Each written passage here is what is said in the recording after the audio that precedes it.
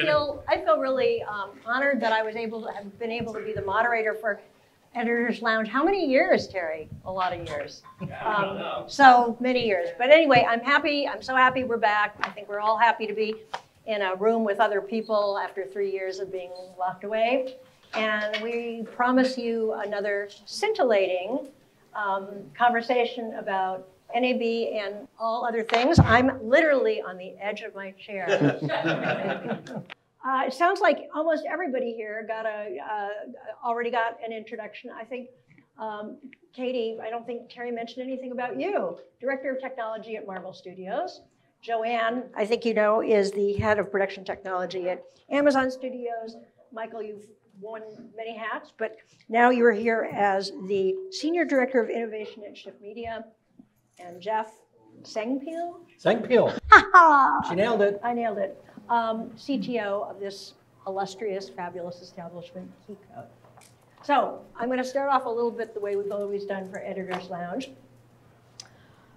Who on this panel is going to NAB this year? Katie, you're not going? Okay. How many of you out in the audience are going to NAB this year? Wow, a fair number. Wow, that is surprising. Okay. Well, one thing we can talk that I think we can all talk about, even if you're not going, is what themes we think we're going to be seeing. I get a lot of press material for a good month or so before. You guys probably do too. So I have my own thoughts, but you guys are the experts. So, Jeff, why don't you start off? What do you? First of all, are you looking for anything at NAB? And what do you think the trends are going to be? Sure. I'm not necessarily looking for anything specific at NAB because I live in the technologist space. So I'm not specifically looking for anything because one of the things I deal with is I get a giant line card here. So there's not anything specifically in terms of something that is revolutionary. Has there actually been a revolutionary year recently, though? No, I mean, everything seemed to pause, like 2019, and then even 2019, everything felt a bit paused. And then we came back last year to NAB, and it was just 2019 NAB again. Yeah, it feels like it's been a repeat ever since, maybe. I don't know. With a couple masks. So, but I think where a lot of the exciting stuff is not in the hardware, but it's actually it's under the hood of stuff. Let's get into the conversation, but first I want to hear from everybody what they think the trends are going to be, because God knows there are so many possible trends out there. Yeah, well, I think one of the things we are going to see is people are going to be talking about, AI and machine learning and how that's going to affect things. That is one of the pieces that is, it's kind of like, oh, the storm's already here, and you didn't realize it was coming. It's something that we've been, hearing the buzz about. The Copyright Office just last week said that they may accept AI-generated content as copyrightable, and there's going to be a whole bunch of legal crap around that. But I feel that people are going to be trying to integrate that into products. That's the buzzword that's going to be out there. My AI can do this. My machine learning has figured out that. I think that's one of the things we're going to see. It's going to be fake everything. And what I mean by that, obviously, is AI and ML. I mean, you had to be living under a rock if you didn't know that was coming at this point. But in terms of visual and audio, for most of us, it's been in the nascent stages, right? The text is great. We now can get a prompt and get text, and very few people can ascertain the difference. But getting to quote unquote broadcast quality video or production ready fake audio, voice cloning, a lot of those things we're going to see at NAB this year, and it'll be interesting to see how much is just going to be complete bullshit. Like, do we need this? Just because you put AI, it's like several years ago, it was, oh, this is HDR. No, it's a spinner fidget. That's not HDR. Are you going to look for anything to buy or to keep track of at NAB aside from all this fake stuff? The things I'm looking for are ways to use AI to generate more usable metadata. There's been a disconnect for years between what is shot and then what's needed at various stages of post. And we're working on ways to get metadata created at the front end and travel through post, but it's not available to the general public. And that's just been a real pain. So I'm looking for companies that are harvesting metadata, even if it wasn't explicitly added to the file. Katie, what trends do you think are going to happen? I mean, I know you're not going to be there, but what trends do you think are going to be It's interesting you prominent? talk about metadata because that's definitely a priority for any company wanting to get into the AI space because you can't have AI without IA, right, as they say. But I think there's, I agree with Michael. I think there's going to be a bunch of stuff in that software space. There's going to be a bunch of generative AI buzz. That's the buzzword.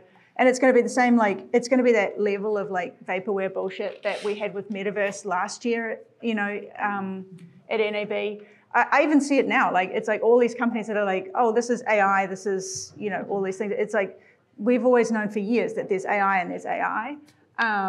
And I think, so because a lot of products already have generative AI embedded. I also think that there's going to be a bit of a theme of a lot more collaboration. And the last few years, I always call a theme every year, right? And the last couple of years, I've actually called the same theme of collaboration. So collaborating between users, but also collaboration between companies. And I think this year we're seeing even more of that collaboration between companies opening up APIs, open sourcing things, mostly because they all want to throw their AI into there and their machine learning algorithms and all of that other crap that isn't quite there yet. But yeah, I think there's going to be that collaboration again, but the main buzzword that everyone's going to talk about is going to be generative AI specifically. So, Joanne, are you going to NAB to look for any? Yes, I'm not going to look at anything particular. I'm going to fucking get the free dinners and the reason why everyone wants to go to fucking NAB is to get the dinners and schmooze or whatever. I am going to meet with the vendors that I am already working with, by the way, and this is probably to the chagrin of my company is why is she paying for this? Why are we paying for this? But I am. But you're right. The buzzwords are AI, generative AI.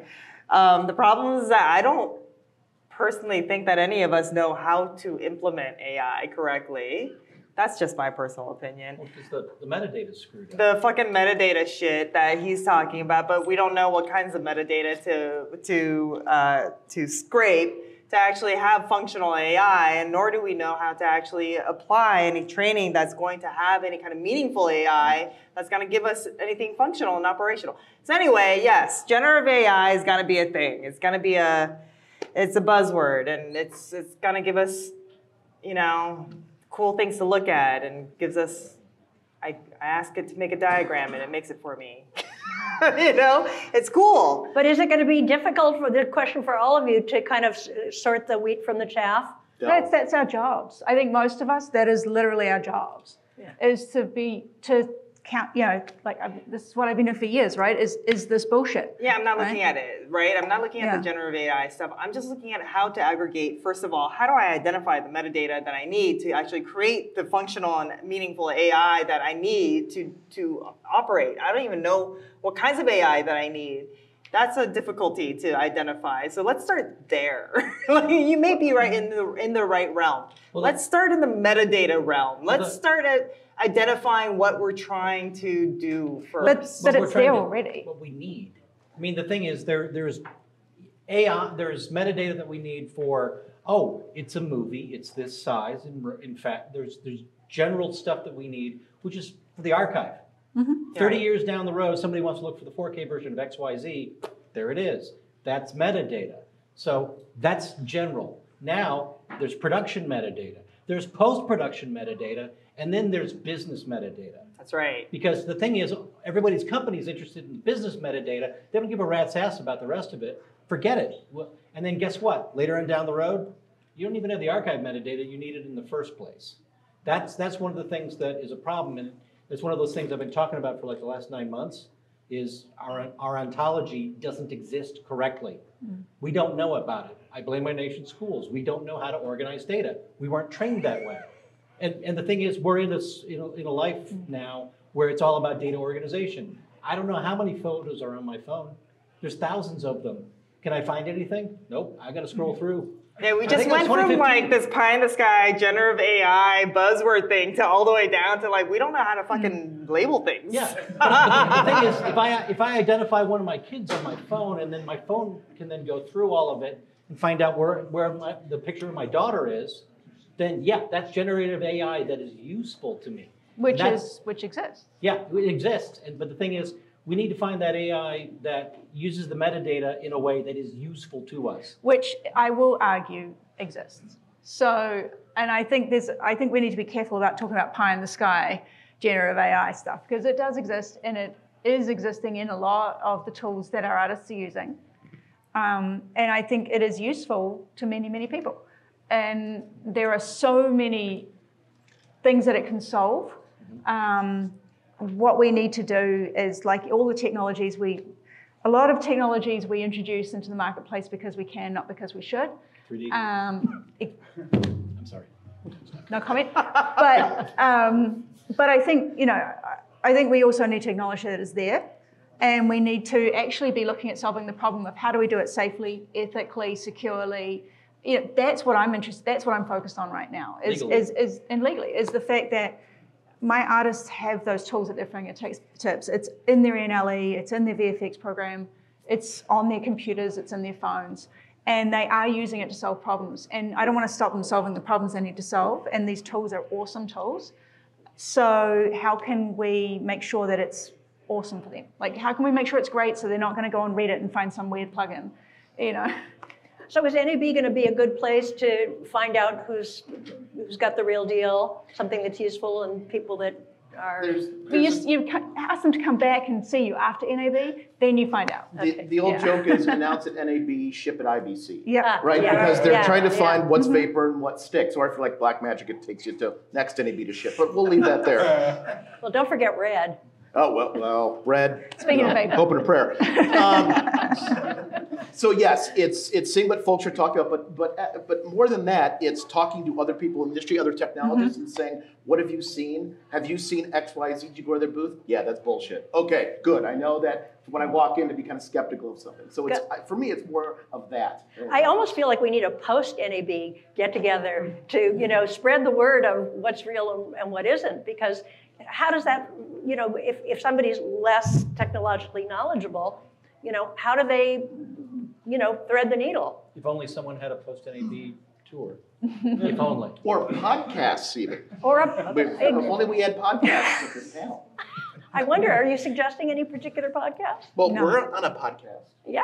And Kiko has a podcast. Okay. You do. And you should have your own podcast. I don't have shit, dude. I don't want to do anything. You don't have shit podcast. I didn't even get an introduction from Terence, for fuck's sake. I don't do stuff. The thing I'm also, just here to drink. When we go This there, is delicious, by the way, Rachel. Good.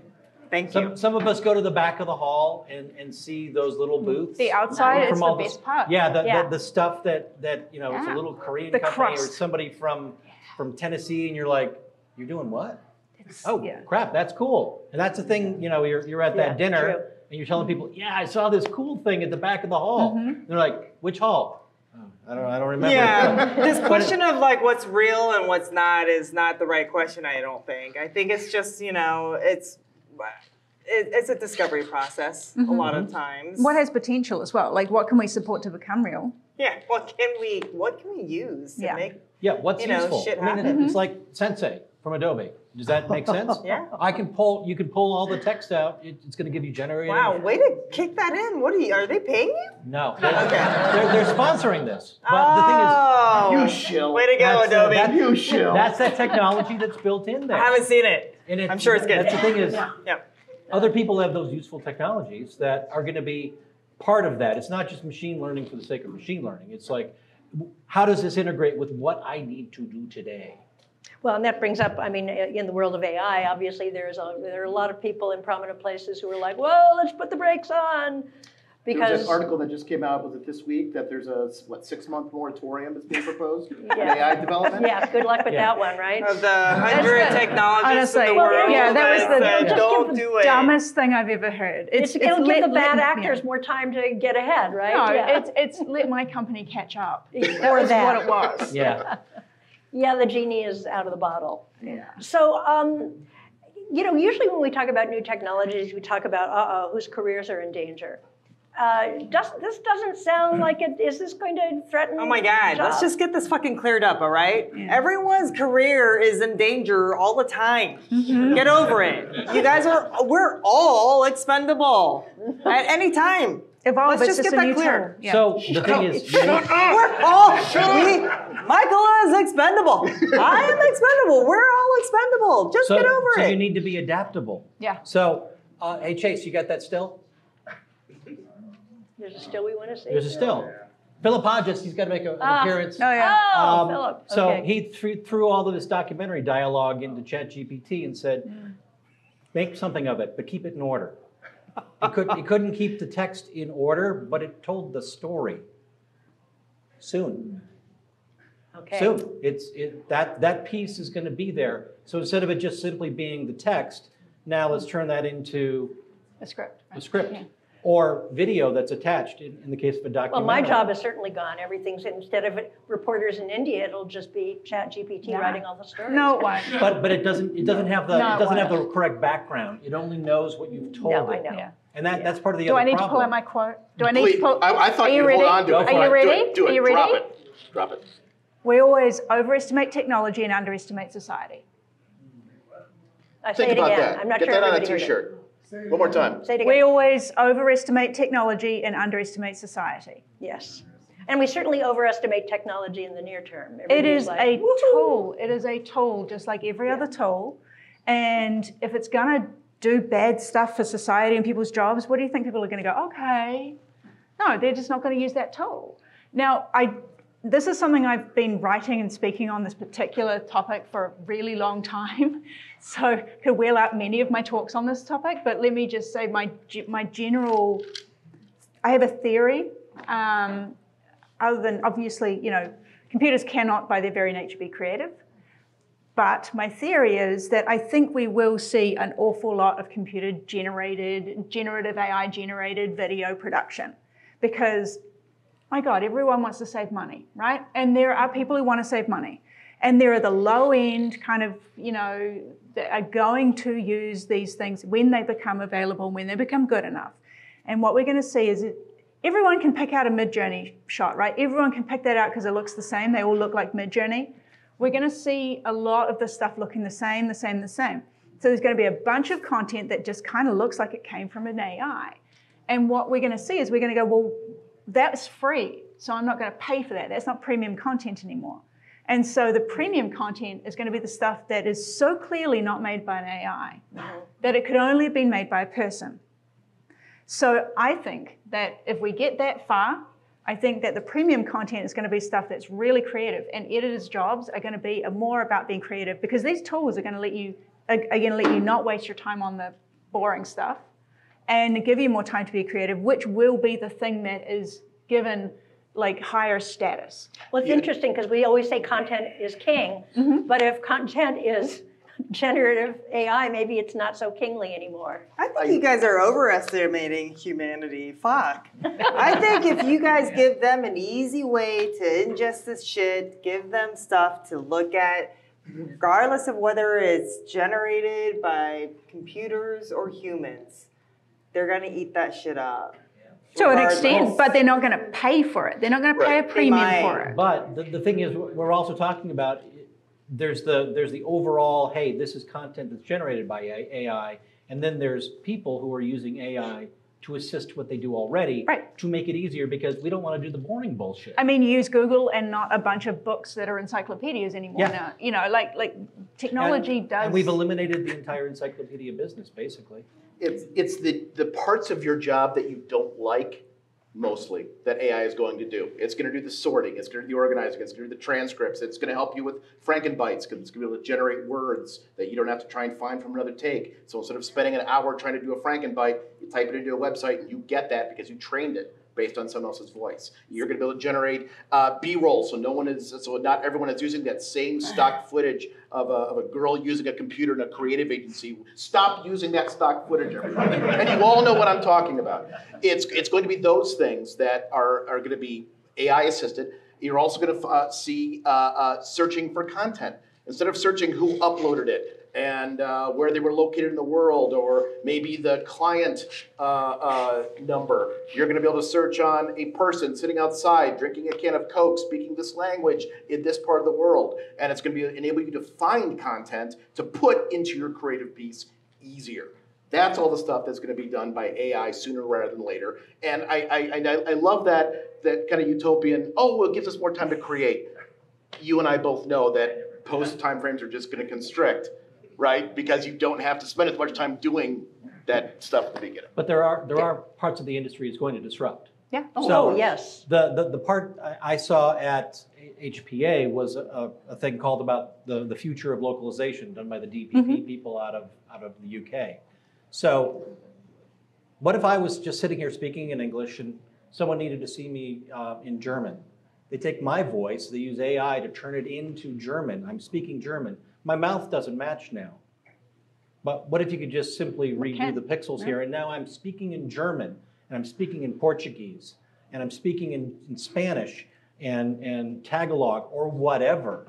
That's the sort of stuff that's there. So future localization, what we would consider as generally post people, a boring kind of repetitive kind of thing, that could just go away. You're also talking about all those people that they've hired to do those reads, the dramatic presentations for these other languages. They got to go do something else because we've already figured out the way to make that take care of itself and spend a lot less money. Well, that's why we're pausing on a lot of the stuff at the moment, right? We're all pausing on, we're all just kind of going, hold on a second, because we are figuring out the legal, ethical ramifications. There's union stuff to deal with. You know, but legal and ethical is huge right now, and most people don't want to mess that up. So, you know, I will say that all of these tools are being developed and they're amazing, and there's all of the unsexy things about what we do are ripe for disruption, right? That tends to be where the low-hanging fruit is anyway. And few people find localization that sexy. But I find it so awesome. it's cool. I think localization is fucking amazing. It's cool, but is it sexy? I don't know. But anyway. You can probably make it pretty sexy. There's parts of localization that will still exist. Yeah. So one of the examples they gave is they had a commercial or it was an animated feature where this kid was eating broccoli and hates the broccoli. That doesn't play in Japan. They love broccoli. So they had to replace the vegetables because it was localized for their version, so that everybody didn't say they don't like broccoli. Forget this. Let's just kind of address the bigger picture here. You're asking, are there going to be jobs that are replaced by this particular tool set and this functionality? Yes. The answer is yes. But in the history of fucking film and television and technology, there have been iterations where jobs have been replaced. In the history of film, projectionist, right? we had people who were grips who knew how to blow their own fucking light bulbs, for crying out loud. That was their job. They don't do that anymore. They don't exist anymore. That got pushed out. We had better technology. We improved on that. This is another piece of that. That's just another iteration of this. This is just another piece of history in film history that we're going to have to deal with and adapt. And yet we're in an industry that is notoriously conservative and in principle has been very slow to adopt change. And all of a sudden change is being forced on our industry at a much more rapid pace than in the past. That's my point of view anyway. Yeah, I mean, the speed of it has changed, but I mean, who here learned how to edit on Sony RM440 or 450? Yeah, okay. How many of you use those today? I mean, the thing is, you just have to be adaptable. Yeah, we still use a goddamn CMX 3600 for Yeah, there show. you go. Well, it's interesting that that AI has taken up a hunk of our conversation, even though we're not really sure we know there's going to be a lot of buzz at it at NAB. It's not going to be all of NAB, but it certainly attracts the most buzz, whether you believe or not that it's ready for prime time. I would actually also say there's one more thing at NAB that I think that folks should go look at. And I think that Unity is going to be there. I think it's going to have a lot to show. I think generally the game engines, but I think Unity, NVIDIA, and pretty much anywhere where those kind of game engines are doing interesting things, that's where they're actually doing a ton of cool stuff. Hasn't Epic Games has announced a few things recently, I believe. if somebody can refresh my memory. I know that they've been introducing new things, so yeah, they should be a very interesting booth to check out at NAB for sure. I mean, a lot of young people come and they say, what should I learn if I want to get into the industry? And I'm like, Game engines. game engines. Sure. Yeah, absolutely. Yeah. Absolutely. Well, some of the themes that have been no questions until we're going to get to a Q&A soon enough, and then save that I question. thought this was supposed to be fucking informal and shit, man. Don't they just... No, No? no. Well, it's relative to what you're talking about. I know, save that question. Sorry, but that's just the way we're running it. Yeah, blame me. Know your role, Les. Know your role. There were, the last couple of NABs, there's been other strong themes. I mean, last NAB, obviously, there wasn't ChatGPT.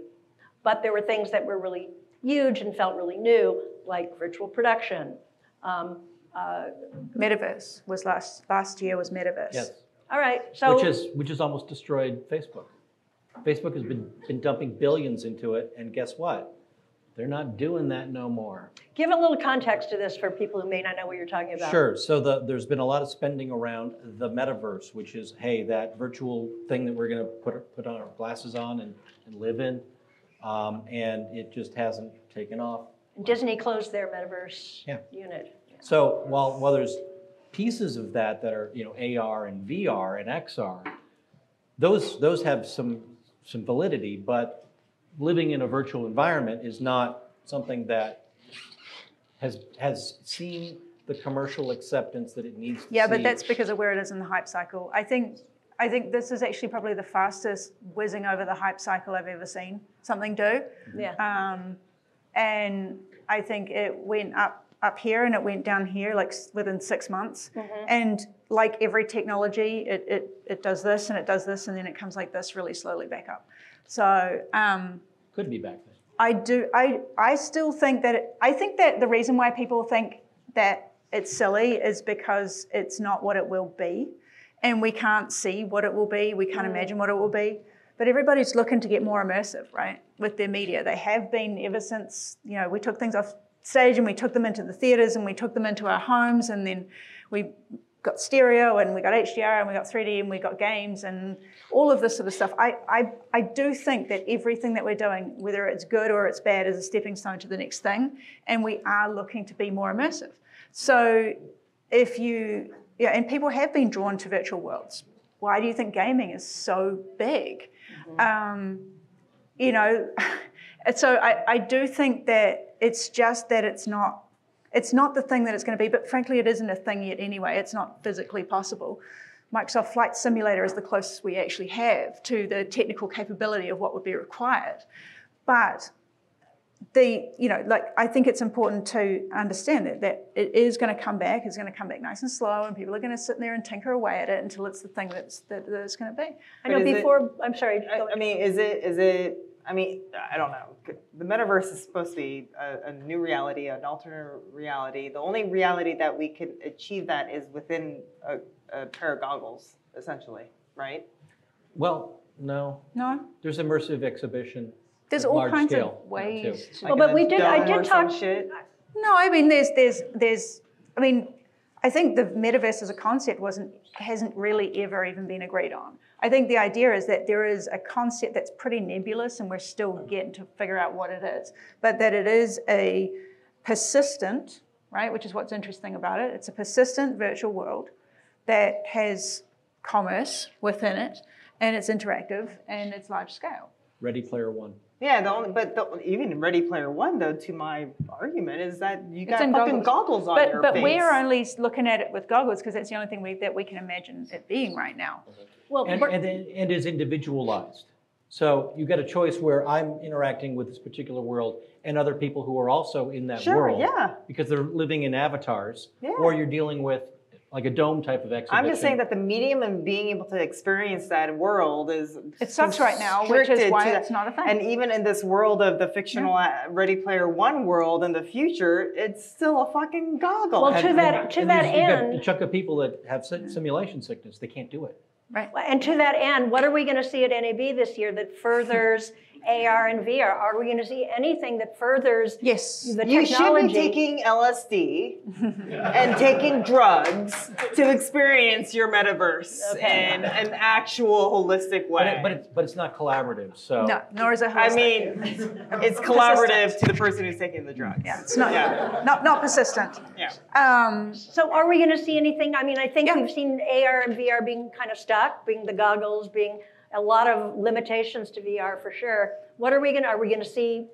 What are Well, we gonna again, that's see? where a lot of the game engines still are developing, right? And I think, and Brainstorm. another thing that kind of is adjacent to the metaverse, it is within that Venn diagram, and I think that we are seeing a little bit more of, is, hear me out, blockchain.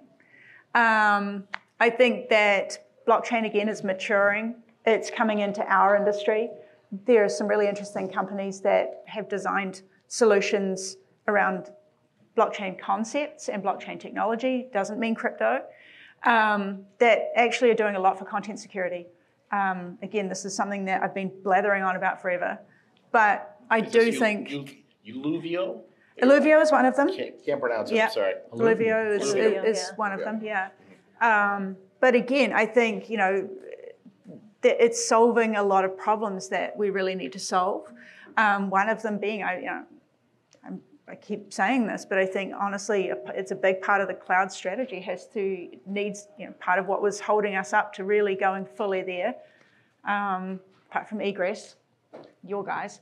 But is I'm not a fan of egress fees. I'm just going to put that out there. it's security, and that is one of the things that we want to solve for, and I think blockchain is a big part of. Well, you really took me by surprise with blockchain, although that has certainly been part of the conversation. Unfortunately, it is tied to crypto, which has not been faring well. Well, in people's minds it is. In people's the minds, public but perception. you got to get over yes. that. But I mean, decentralized, right? It's just decentralization. I get it. Decentralized from media, it's awesome what you can do. Do you with think that. we're going to see anything like that? at Totally, NAB? yeah. I think that's something that if you're going to have to look past the buzzwords and you'll see it. And I think you'll see it a lot of places. It's just people don't want to hear blockchain, so people are using all kinds of other words for it. Look for decentralized. Yeah, there was a storage manufacturer at NAB New York back in the fall. Yeah. They have blockchain-based distributed storage. Right. So my movie is on 7,000 different servers all around the world. That's right. You were renting storage. It's like if any of you rented a spare space on like a semi, if it's going cross country, yeah. right? That's what you're doing. So you have your Synology NAS at home, and I could make a few bucks off this. You rent out your remaining storage on your home NAS. That's what we were doing back in the 90s, right? Yeah. But That's a thing now. but but now you can do it. You can do it in the cloud, right? So you can have bits and pieces of things, and you can get on-demand version. Get it served up on demand. So I'm curious, are there companies you can name that you think we'll be seeing at NAB who will be showing a blockchain-based? I don't know security? specifically who's going to be at NAB. Anybody know? Are you looking, Jeff? You look like you might know.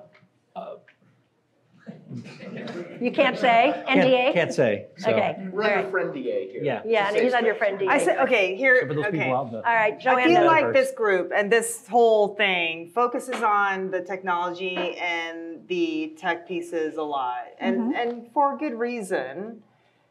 But overall, most of us, well, I guess some of us, work for studios that are endeavoring to make money and are endeavoring to retain and sustain engagement of their audience, right? Correct. Is really what we're trying, at least for me as a technologist in this industry, for most of my career has been, how do you figure out a way, maybe not as a technologist industry, sorry, I misspoke, as just a person. How do you sustain the engagement of the audience in this fucking reality right now where you have literally hundreds and hundreds, and my company alone is making, I think, 200 shows on the slate or something like that.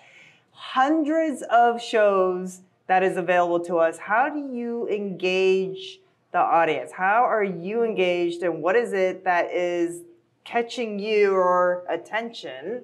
What can we employ and deploy, at least in the technology world, for us to be able to get your attention and retain it? And is you the think question. that's a technology question, not a creative question? I think that's Actually, I think it's a I think it's an combination. AI question. We're relying on AI to create content. We're going to have AI curate our content because there's no way one person can consume 200 shows that your company's making. No, I think it's Yeah. even more basic than that, Michael. I think it's even more basic than that. I think it's incentive. I think people want incentive.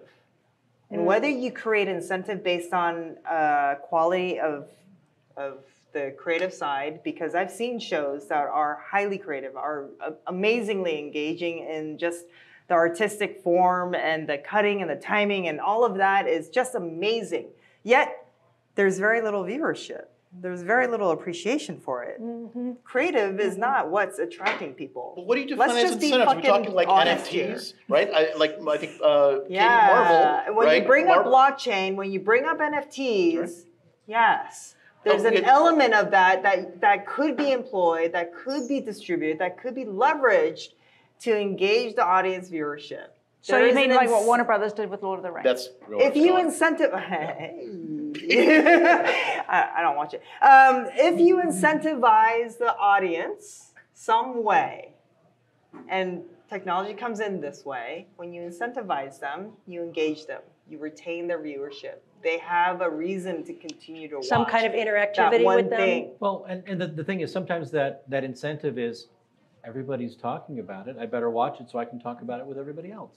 Yeah. Water cooler chat. Yeah? Water cooler chat. It's as basic as that. I don't know. For me, the only incentive to And watch how do something you is that it's create good. something from technology that's That going the to story keep is I don't good. want them I don't want engaged? interactive television. The thing is, at the end of the day, it But still it's goes- not about interactive television so much as, well, maybe it is a little bit. Yeah, If can you it's- give us if an it's- example of if what it's you're talking garbage, about?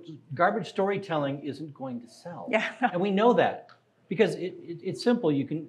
We watch people do this where, hey, a show gets a huge spike right at the beginning, which means it's got really great promotion, by the way.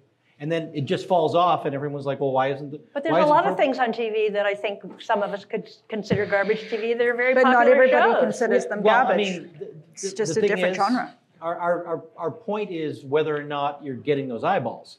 And that still has to be compelling content. Content is still king. Well, that is one of the places where there are some interesting uses of AI, because there is script analysis and things like that going on that has been going on for quite a long time and has been then informing the writers' rooms to respond more to what audiences actually like, rather than what we always used to do and go, we know better than audiences. Audiences are dumb. Here's what they want. And it's like, so then when we actually get the data on what they actually are enjoying, that really famous case of what they did with Orange is the New Black. That was one of the very first cases where they actually took the data and sent it back to the writers.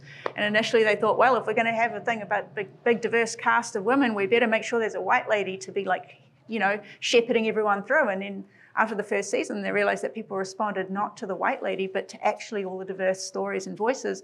And then they changed it. And whatever you think of that show, that was actually a really huge moment in storytelling. And that technology, it did incentivize people to keep watching, I guess. Well, They got what they I wonder wanted. what you guys think about the idea that the huge popularity of games is because the people who watch it aren't just watching, but they're engaged participating. in it, the interactivity aspect. I mean, maybe that's... It's a different genre, though. It's a different... But some version But of... there's a medium. version of community and a version of being able to communicate with this like invisible group of people who are in the same mindset and the same community and the same world, which is really when you want to reach back into the fucking metaverse topic, is really the point of it, right? Is this gaming world of being able to have a community of people where you're communicating with them regardless of who they are. They're just looking at them as an avatar, as a character.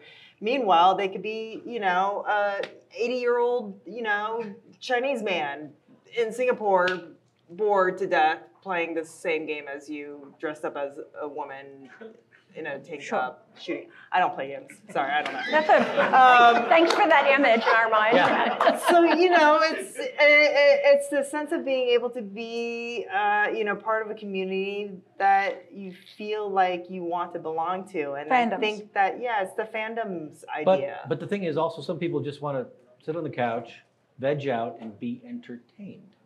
Why not both? I mean, why do you is combine both? Reddit Yeah. around, right? Yeah. It's so people with common likes or whatever can get together, talk, share, whatever. But it doesn't happen.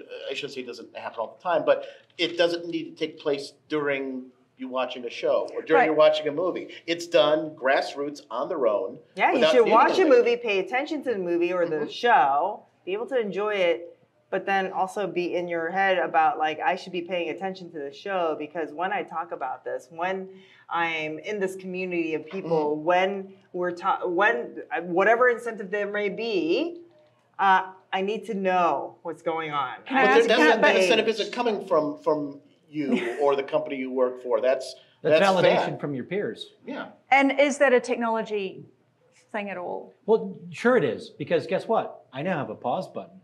I can pause it. I can go back. So What- basic. What was that thing?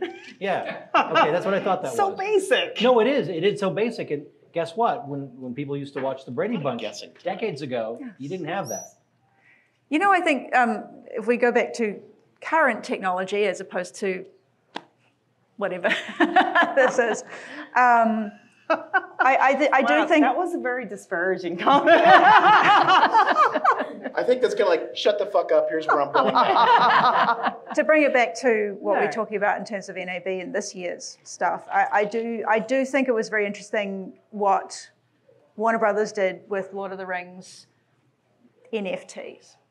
So they did DVD behind the scenes, DVD special features as NFTs.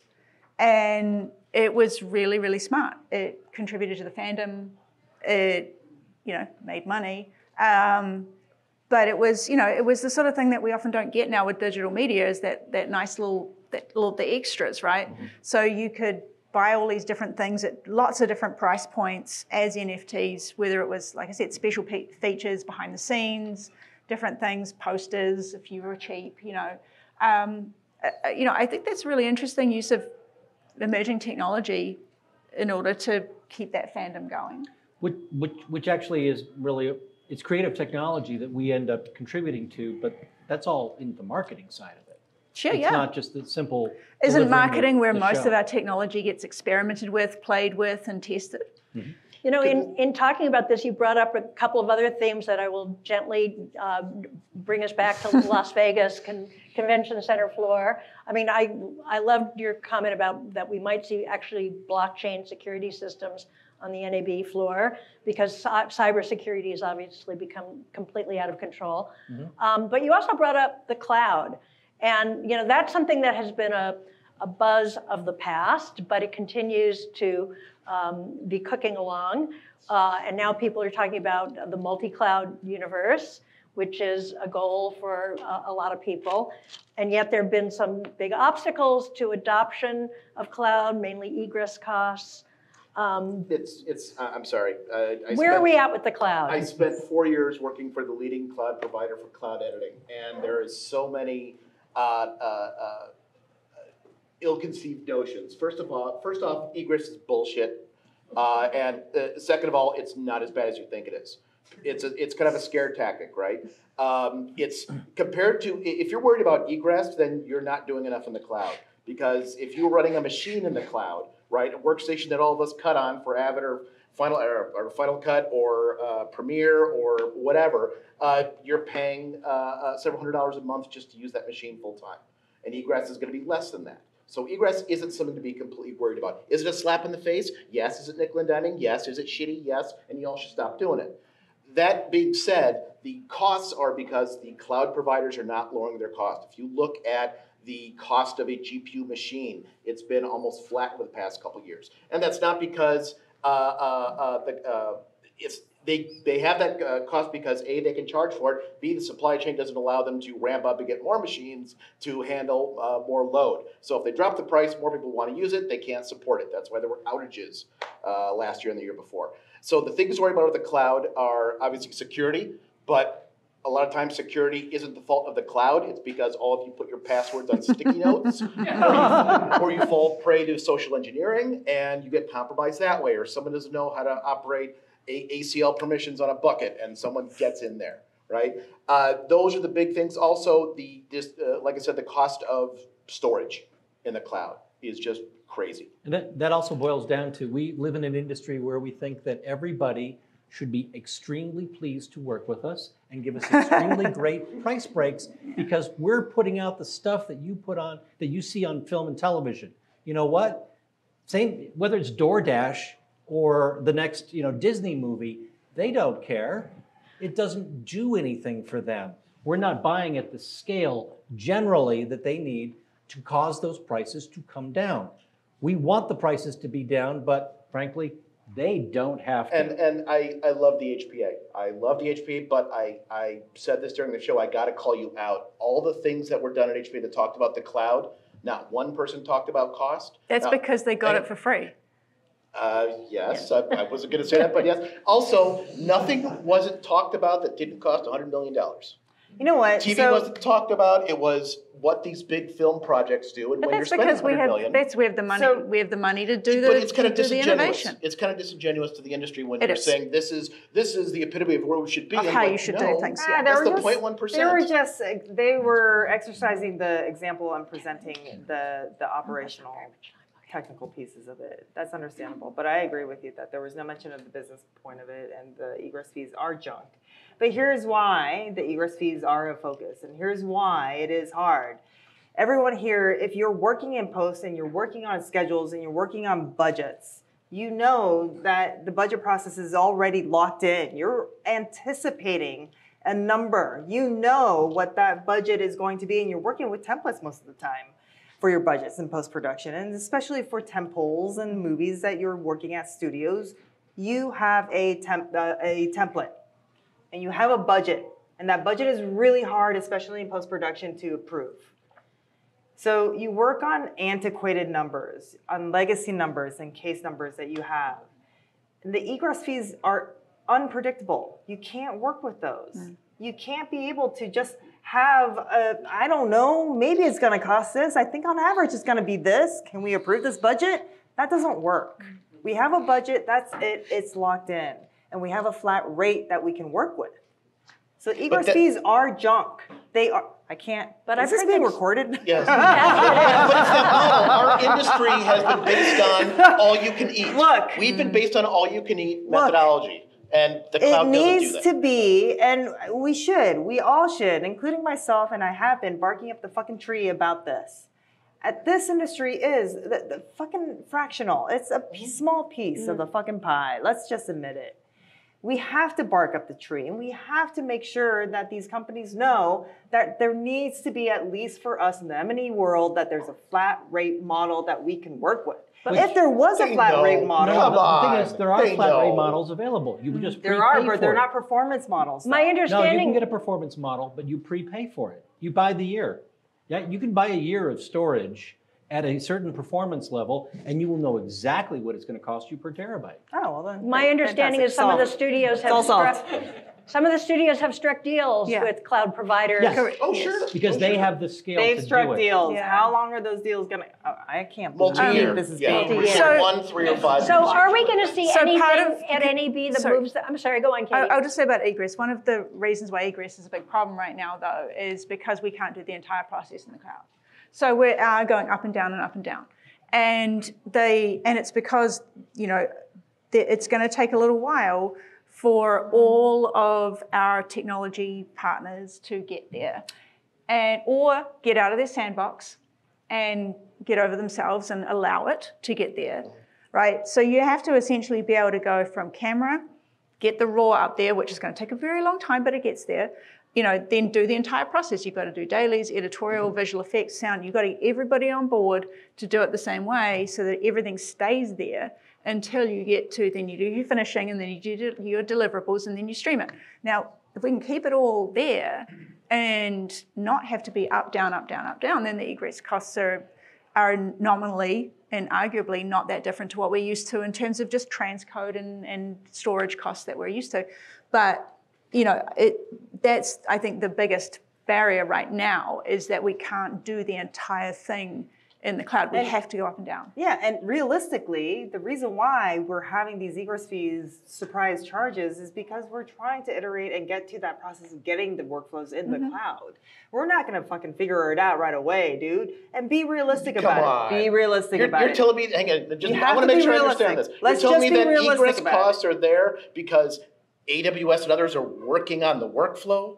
No, They they're need not. that I didn't egress? say the egress fees were there because they were working on. No, I didn't say that. Because they can charge it. They can, yeah. The egress fees are there because The they problem can is charge the it. entire thank you. workflow is Yeah, not sussed out. for sure. Right. And this The is problem, what, yes, the this problem is that you're getting charged egress fees because we haven't really figured out the iterative process of being able to get to the full workflow in the cloud process is not an overnight process. Are we going to see No, anything at NAB that don't will buy move it. the Don't needle buy it. forward? Because you could be outside M&E and still get dinged for egress. You can, Right? but try a global location of like productions that are all over the fucking No, world. no. Man. What I'm getting do at you is do? outside of media How do you entertainment, if you're find- getting how do you dinged for solve that egress, workflow?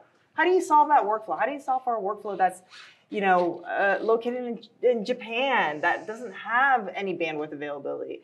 What do we do? What's that iterative actually, process Japan's of being pretty able good, to get actually. into the cloud? the How do we workflow. get to Yeah, they've got the bandwidth. South Yeah. Africa when they don't have no, what I'm getting at is bandwidth availability? They actually do. companies that Pretty aren't good even in our space. Some You don't have do. to worry about Some video don't. workflow are still getting hit with egress. So you can't tell me that egress is because we're iterating on the workflow for M&E when every other industry is getting dinged by it the as thing well. here is, if you needed to ship previously, if you needed to ship stuff to a VFX house, it didn't cost you $5,000 to ship the drive via UPS to them, or get a driver to But it drive only it costs across it because the you have to go down and then Not up only again. did we not know, did we know that cost? Absolutely. We also knew absolutely what that schedule was going to be and what that delivery So date was going to be. I take it, I'm going to interrupt for a second since we are supposed to be a pre-NAB panel. I take it there is nothing we're going to see at NAB that's going to move the needle forward on this, or is there? I don't think there's a lot of progress that's happened since last year on cloud.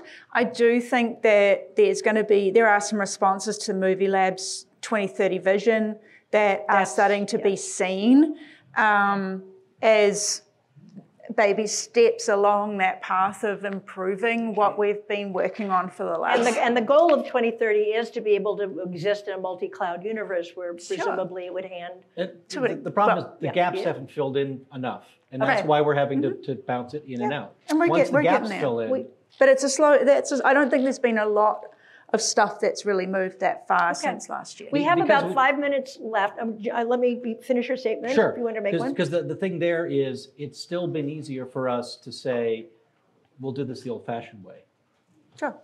Yeah, sneaking it's faster. So, in past NABs, it was always like, this year it's going to be 2K, this next year it's going to be 4K. So all the things that used to drag us there, the new technologies were, high dynamic range, increasing resolution, faster frame rates. Do any of those things matter anymore? Have we kind of topped out? But they all matter because we're doing them, or they're still relevant.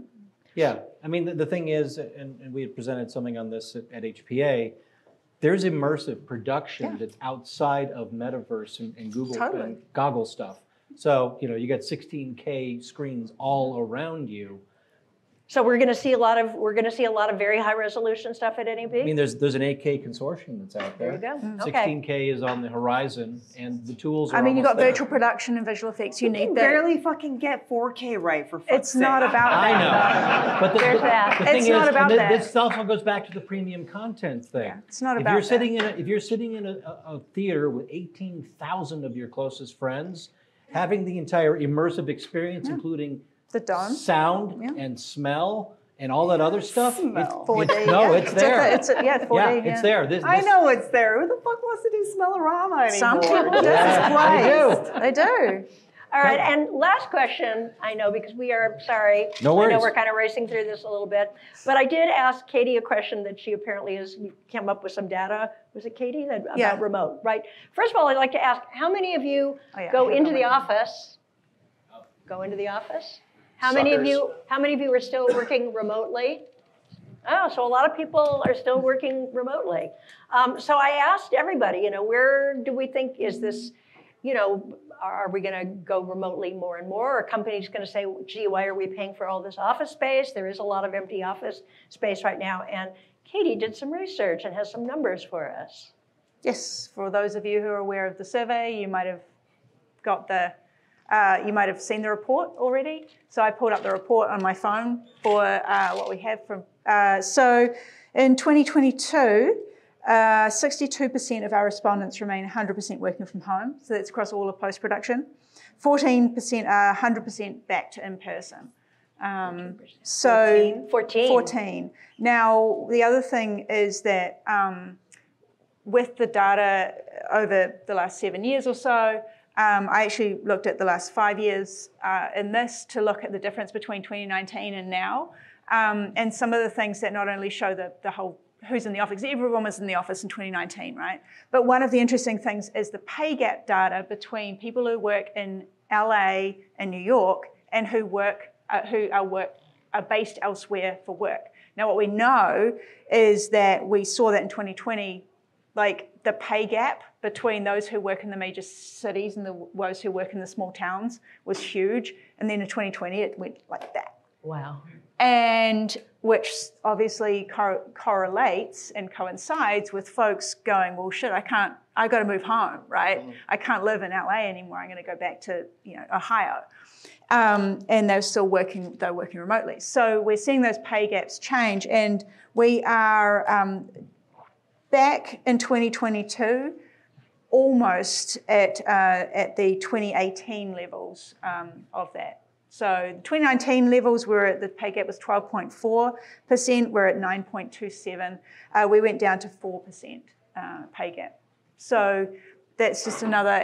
But interesting for editors, because many of you, I'm sure, are editors, they actually had the smallest change. Interesting. How many people are editors here? Oh, a fair amount. Great. So well, I should ask the traditional question we always ask about which platforms you're on. Right? Who's using Avid? Who's using Adobe? Who's using Blackmagic? Anybody using Final Cut Pro 7? Yes, there's somebody. Or what about Final Cut Classic? Final Cut Classic or Final Cut Pro 10. With real sugar? Nobody. All right. Well, I think we've come to a good ending Did we even place. ask about Final Cut 10? We asked about Final Cut Classic. Anyone using Final Cut 10? Yeah, I asked that. And, all right, okay. One person raised their hand, I think. One person for you, everyone do we playing at home. Do we want to have a quick chat about the future of work at home? Yes, if you have something to say. It's not going away. Well, it's not going away, but the thing also is, the thing I'm seeing is, if people are productive at home, and the finance people think they're getting the same level of productivity out of you, guess what? You can stay there. No big deal. But if it's going to cost more to stay there, then they're going to have people start coming back into the office. Now, the other piece that's happening now that just has begun to unravel, because real estate contracts are so long, all those contracts are beginning to be renewed, and the office glut is forcing those prices down. The cost of being in an office is going to drop precipitously, and the finance people are going to look at that and say, you know what? Bring them back. And it's not going to be a question of what you want to do at that point. It's a matter of what they're going to pay you to do. Depending on the size of your corporation and Correct. company, by the way, Yes. as well. Because if your company is in a specific city, they are going to get tax breaks for the specific amount of people who are tagging in to your building because they have an agreement for a tax break. To be able to have local restaurants and shops have customers from their building. It's going to get out of everybody's control. So if you're wondering why you have Chase and Wells Fargo and those guys demanding that you come back 5 days a week, is because they get a tax break for the number of people that you get into the building. Again, is this being recorded? Yes. Okay. So in other words, don't take it personally if you have to go back to the office. Well, I know what Netflix is, 3-4 days a week, right? Disney's 3-4 days a week. Apple is 3 days a week. What are you? I don't know. I'm revolting. I don't know. Honestly, I think it's 2, maybe 3 days. I don't know. Look, they're going to ask you to come back to work. The reason why, depending on your company, is because they get a tax break. Let's just be honest about this. They're going to get a break from this. It's true, depending on the size of your company. But the reason why they're going to come back is the whole collaboration message, the message that we work together well when we're in person, that's half true. It's not really entirely true. I think I probably have been late to every single fucking meeting, in-person meetings, since I've been back to the office when they've been having in-person meetings in the conference rooms, because I have to go from one fucking conference room to another building. I am late perpetually because of this. Yet on a Zoom or a fucking, if you're doing Chime, Amazon, if you're doing a Chime meeting, you're there on time every single time. You don't miss it. You're like a minute late. Unless you've had to run to the bathroom between meetings because one ran Or late. that. Or if you're me and I just don't care and you're like, I'm sorry. I like the idea that we can have that flexibility, though, and I think as technologists, it's important to be able to keep that. Also, because as a it's broadcast engineer, by the way, I have been saying this for years. We can do this remotely. We can do engineering remotely. We've been saying this for decades. And we finally did it. If so you it's not want going to go back.